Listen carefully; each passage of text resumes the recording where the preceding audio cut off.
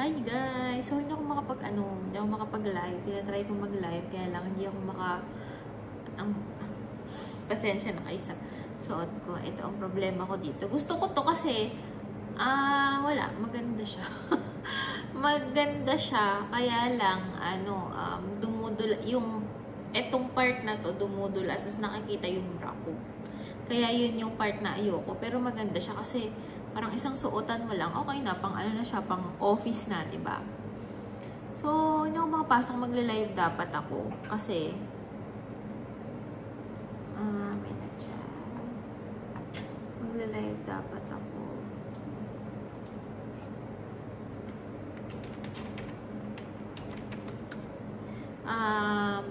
Kaya lang, hindi ako makapasok kasi wala atang internet. Kaya mag-video na lang ako kaysa wala. Alam nyo, nahihirapan ako. Meron kaming vlog ni Mami Kwa na hindi ko ma-edit kasi dahil sa CapCut, inalis nila yung auto-caption. Hindi ako makapag-auto-caption ngayon. Syempre, minamano-mano ko yung caption. Wala pa akong time. Sobrang dami namin ginagawa. Naku, makita nyo yung gabundok na papel. Pakita ko sa inyo itong gabundok na papel. Ayan, no? Ayan. Sobrang dami yan. Yan yung kailangan kong i-work. At kailangan kong tapusin. Namang problema ako sa buhay ko. Pero kaya yan. Ganyan talaga ang buhay ng nagtatrabaho sa office. Gabundok na papel. Ganyan. Although, kasi sa Pinas, walang papel-papel diba? Dito lang. Naalala ko dati nagtatrabaho ako sa sa Accenture. Bawal magpasok ng papel sa loob ng ng floor. Tsaka bawal ballpen, bawal yung mga ganun. Ang pwede lang ipasok tumbler and jacket. Yun lang. Nakakamiss din yung ganun, Actually, alam nyo, nung pumasok ako sa Accenture, ang dami kong natutunan. Sobra sa Excel, sa Outlook, sa Gmail, lahat. Yung mga basic ng office, ganyan. Doon ako natuto sa yung mga VLOOKUP, mga formula. Sa Accenture ko, 3 years ako sa Accenture, sobrang saya ng barkada namin. And doon ko nakilala si Marisol. So, may barkada kami ni Marisol and sobrang saya namin ng barkada. Kaya kahit sobrang baba ng sahod ko doon. Kasi parang nag-back to basic ulit ako kasi galing ako ng bangko, diba? Tapos pumunta ako doon. So, back to basic again. Kaya parang pinatus ko pa din. So, imagine niyo ilang years ang sahod ko is 12K lang. 3 years sa bangko, 3 years sa 6 years ako, 6 years ako, ang sahod ko 12K. And hindi ko alam kung paano ako nakaraos nun. Tapos nagkasakit pa yung mama ko nun, di ba? Parang inabot kami ng almost 2 million sa ospital and kami dalawa lang ng papa ko yung nagbabayad and more on ako. Di ba? Tingnan nyo kung gaano ako tinulungan ni God and kung gaano ko nalampasan lahat-lahat ng yun. Imagine niyo 6 years, 12K lang ang sahod ko. Tapos, nabayaran ko yung 2 million na yun. Alam niyo yun, yung parang... So, ang masasabi ko lang dyan, huwag kayong mag-alala kasi God will provide. God, parang, kung alam, pag yung heart nyo is so pure, tutulungan at tutulungan kayo ni God. Ganun lang yun. So, don't worry about it. Makakaraos din. Pag wala. Pag meron. Ganun lang yun. Pero, kung alam nyo, hindi ko sinasabi na, sige, go. God will provide. Ganyan. Tutulungan. Hindi ganun. Kung ano lang yung meron ka, yun lang yun. Yun yung anuhin mo. Ang ibig ko sabihin sa God will provide is yung kapag talagang ginawa mo na lahat talaga, and alam niya na pagod ka na. Alam mo yon, yung doon siya papasok at doon ka niya tutulungan. Hindi yung parang, meron kasi iba hindi, sige, go na yan. Walang pera, hindi niya alam kung anong plano niya sa buhay, kung saan siya kukuha ng pera after.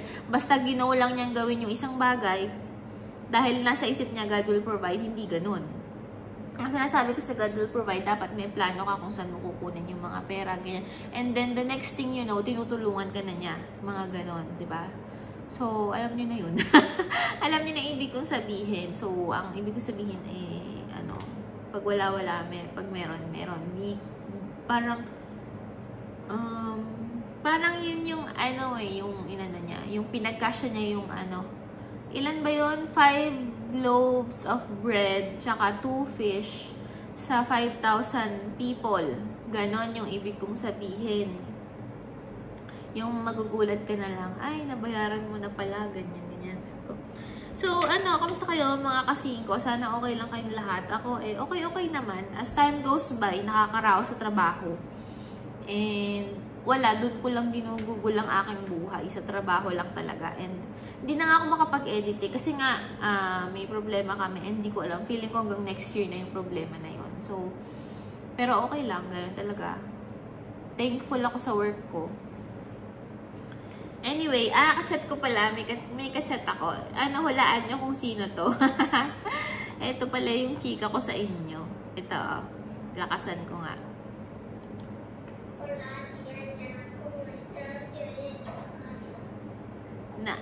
Naririnig nyo ba?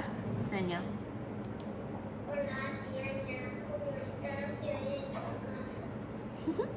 Hindi ko alam kung naririnig nyo. Ito pa.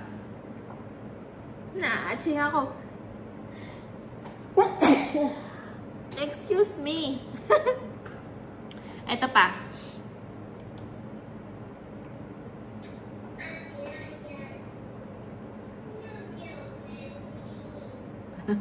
Isa pa.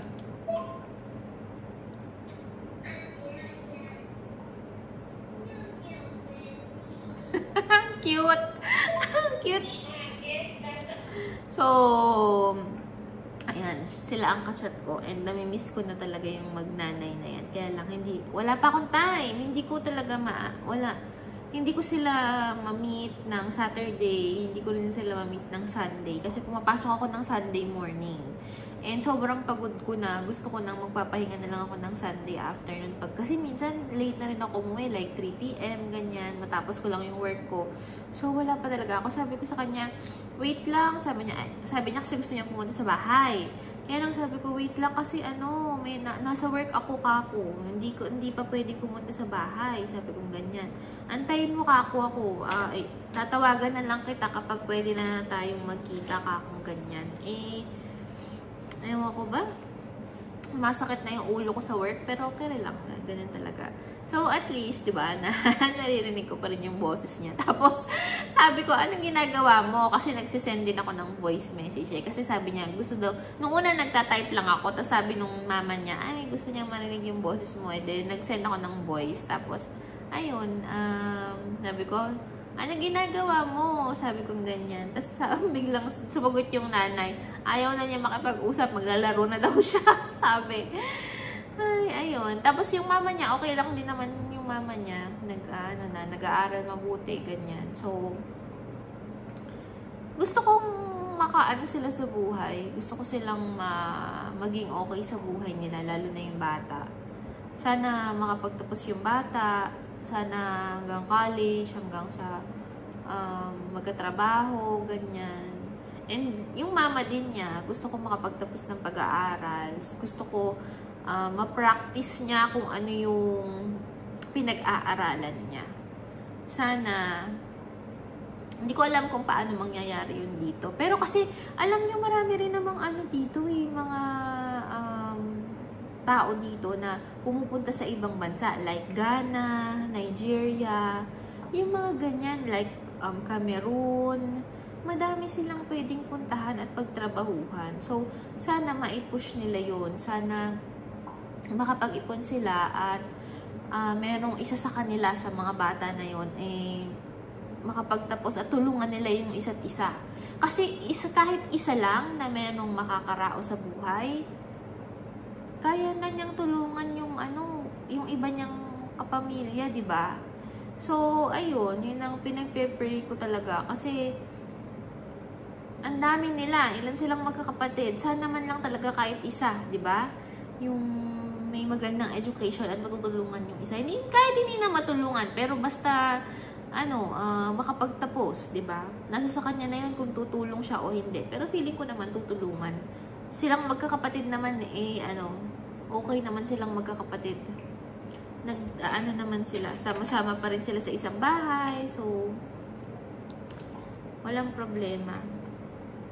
Namimiss ko na nga din yung isang lalaki na apo eh. Namimiss ko na din.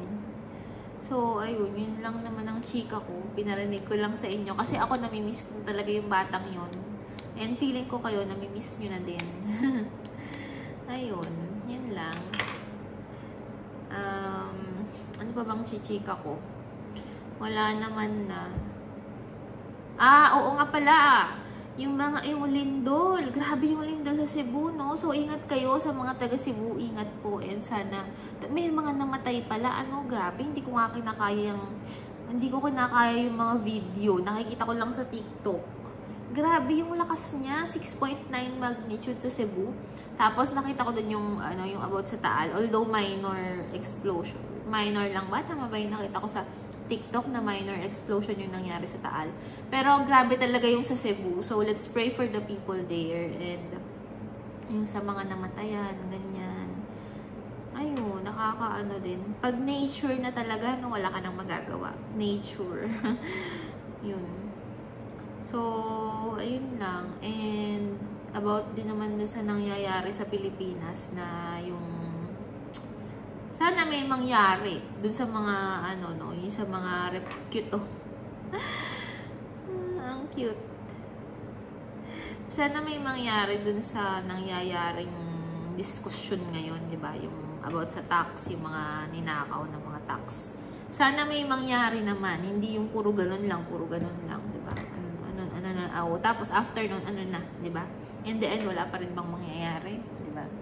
Although ayoko magsalita masyado diyan kasi alam niyo naman, hindi tayo masyadong maalam pa sa mga ganyan. Hindi ko alam, mamaya mali yung mga masabi ko. Pero sana may mangyari sa lahat ng mga discussion na nangyayari. Sana in the end may result, 'di ba?